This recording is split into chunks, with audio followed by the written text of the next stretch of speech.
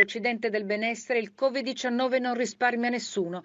Negli Stati Uniti i contagi sono ormai 230.000 e i morti 7.200. Disperata la situazione di New York, dove si trova il focolaio più grosso e dove mancano respiratori per salvare i malati.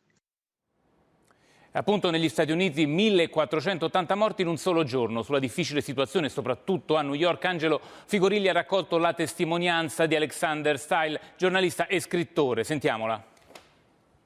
Innanzitutto, come premessa, devo spiegare che adesso io sono a distanza di 2 ore in macchina da New York, in un piccolo paese a Long Island, un posto che sarebbe vuoto a marzo e pieno a luglio, e adesso pieno di newyorkesi profughi della peste, mentre a New York, dove sono stato domenica, la situazione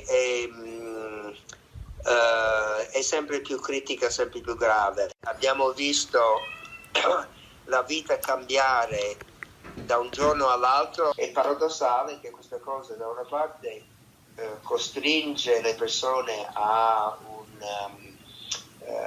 di chiudere in se stessi, e d'altra parte ci rendiamo conto quanto siamo vulnerabili e quanto dipendiamo da tutti gli altri, perché se io mi proteggo gli altri no, il virus viaggia lo stesso, quindi dipende molto da un comportamento disciplinato e collettivo.